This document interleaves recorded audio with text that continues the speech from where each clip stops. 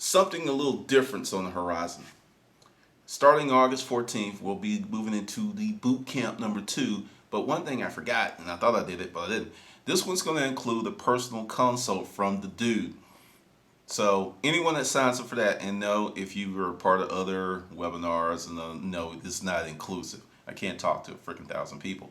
But anyone that's signing up for the new deal will get the personal consult and the ongoing help, because I still have some of my first students, because the first webinars were much more expensive, and I still have people from those groups still calling me, talking to me, and we've developed a friendship over the years, and that's pretty cool because they're serious. But that's going to be the additional ingredient plus a few more, because like I said, I'm going to do it a little differently than I did it before. Also, the porn and the DVD player. I want to say thanks to everybody that got the free downloads and bought the books. I really appreciate that. If you didn't and you got the downloads, go ahead and get the book. And also, if you enjoy the book, I would really appreciate if you would leave a review on Amazon. 1, 2, 3, 4, 5 stars. That's all I'm saying. You know that's what I'm saying. And also, any other book that you want to get, the porn and the DVD player, Pimping Craigslist, Storage Auctions 101, The Ultimate Garage Sale, and the new Storage Auction Buyer's Handbook. All that is an ebook on Kindle, so you can get it today. And now to the video. Hey, this is Glenda with Making Money with Storage Unit Auctions. Title of this joint, Storage Wars. What's your bidding philosophy? Of late, been doing a lot of research, a lot of work, and this thing just keeps rearing its ugly head. I was sitting on the couch throwing rocks at the TV because I was watching Auction Hunters, and there's always this little section. They look at the room, they actually verbally say loud enough where anyone that's close to them can hear what they're talking about, what's their limit? And then I hear,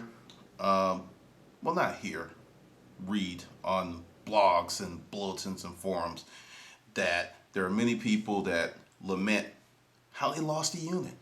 And then people come in and like, oh, you were probably better off not buying that unit. Sometimes the best philosophy is not to buy. Just go on with your money in your pocket, because if you pay too much, you're not going to make any money, which is true. But I have a question for you. If you never fuck, how are you going to become good at fucking? Seriously. That's the thing I say. It's like, I'm going to buy only when the opportunity is 100% correct. I'm only going to buy if the price is 100% correct. I'm only going to buy if everything is perfect. Let me explain a few things to you, Lucy. In the storage auction world, there will be many times, most of the time, that it will not be perfect.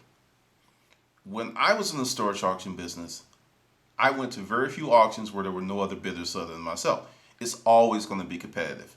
And if you set a budget of, say, $600, then it rolls up to $650, you're not going to get that unit for another $50. To me, that's kind of debatable. But what's most important, and what's the thing that I see lacking, there is no bidding philosophy. And one of the reasons there's no bidding philosophy, there is no business plan. Because if you had a bidding philosophy, it would be predicated on something that concrete, something real, something that you had to do. I just believe that most people who go to storage auctions are hobbyists. They're just part-timers, and they're really treasure hunters. They're just looking to get that one big hit, and that's it.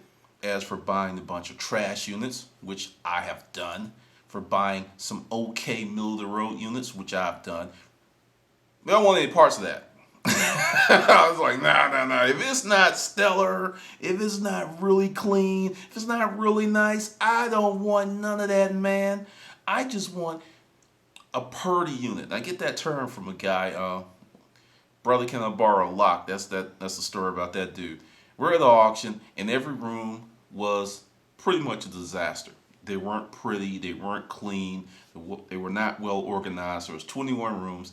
I ended up buying 6 because I had a totally different bidding philosophy. And we were at this one room, and I was just sitting there waiting because it looked like hell, but it was deep. It was a 10 by 20, moderately full. And he was just like, I want a pretty room. And, he just walked off a little despondent. And I just kind of waited, because the thing is, sometimes the mood of the crowd infects everyone. And people don't see good stuff because they're, you know, the mood has gotten in their head, it's gotten in their spirit. And I'm just sitting there and I'm looking at this room. It's a 10 by 20. No, it's not neat. There's actually a little odor coming from it. But I see 2 bedroom sets. I see the top of a refrigerator. I look in the back. I don't see the washer and dryer, but it was in there. I saw the washer and dryer hookup cables. I saw an air conditioning unit. I saw so much sellable stuff, but because it wasn't pretty, I got it for 25 bucks. I was just in there like, that's the reason I bought so many, because they were just like, I mean, at that point, I didn't have the infrastructure to handle more, or I could have got all 20. That's how bad it was. And with the current climate of, I want a pretty unit, let's just call it unit envy. The vast majority of units are going to look like hell because the vast majority of units are packed by non-professionals. Just because they don't know how to pack doesn't mean there's anything not good in there. But the deal is, what's your bidding philosophy? Have you ever thought about it? Have you come up with a plan? Because if you say, hey, I want to buy low and sell high, you're a dumbass. Everybody wants to do that. And I'm going to tell you from experience, there are many times that's just not going to be possible. It's just not going to be possible. You're not going to be able to get that unit super cheap. And as I said earlier, you can't learn to fuck if you're not fucking. You can't. You can think about it. You can imagine it. You can write about it. You can sing songs. But until you go ahead and get in there, you're not going to know. And you're going to have to do it more than once. That's right. Yeah. You're going to do it more than once. You're going to have to actually earn your dues. I know. It's horrible. It's not fair. It is a terrible, terrible thing. I mean, I don't want to earn my dues. I want someone to, point me in the right direction. And I want it to be easy. I want it to be real easy. I mean, hard work and getting dirty, that's not for me. And something else, too, that irks me. I really try to leave the shows alone, but since I'm part of the community and I talk about things, I have to watch them. What is this shit right here? What is that? I mean, I was like, who does that? I mean, seriously, like, no, I'm out. I mean, I didn't know that was a universal signal to say you were going to stop bidding. I just thought if you stop bidding, the auctioneer will understand. You're not bidding anymore. I don't know, but I was just like, that just irks me. But I'm just, it's TV. Calm down and drink your grape soda and move on. But seriously, have you thought about it? Have you come up with any parameters for your business? Have you even really thought about how long you want to be in the business? Have you thought about where you want to take the business? Because as long as you're on the peripheral, and that would be, I just want to get a unit so I can make some money, you're not going to go very far. Because you need to have something else going on more than you just want a unit or you want a good unit. You need to have a damn plan, dude. For real. Because this stuff is not going to happen overnight. Understand, when I was in the business, it didn't happen overnight. There was so much to learn. There was so many things going on. There were so many mind games being played. And I'm just sitting there like, oh, it takes some time. And the question I have for you, are you in it just for fun? And there's nothing wrong with that. There's really nothing wrong with that. But if you're in this business to make money, you're going to start fucking. And often as possible, because when you buy units, whether they're good or bad or horrible, you learn a lot.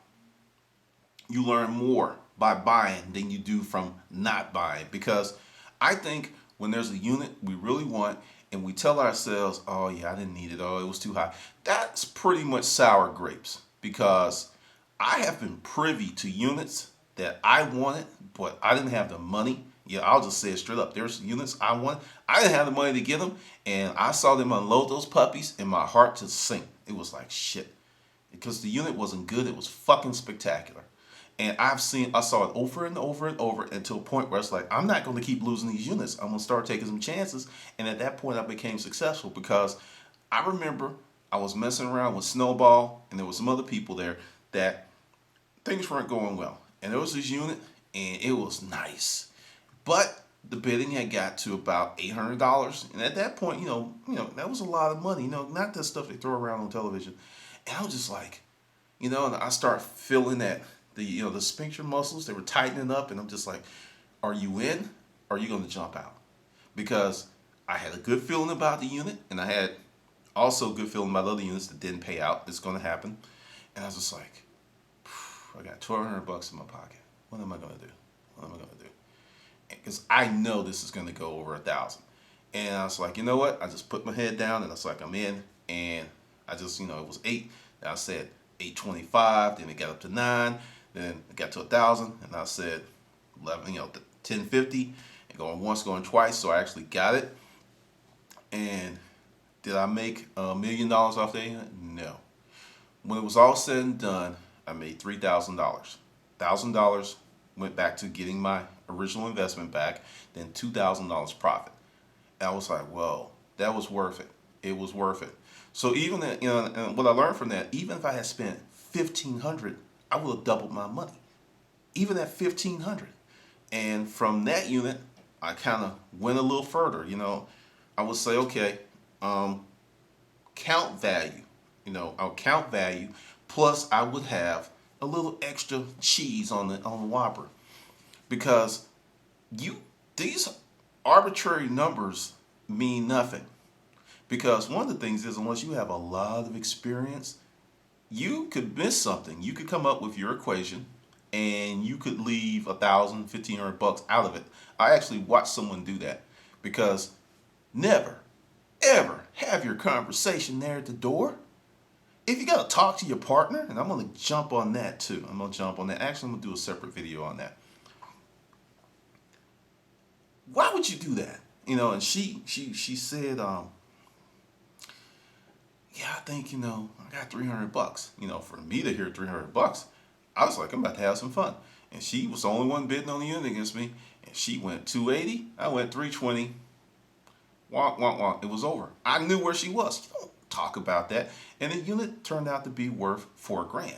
So that's a whole nother thing when, in terms of your bidding philosophy. But what really is more important than what you bid is your business infrastructure.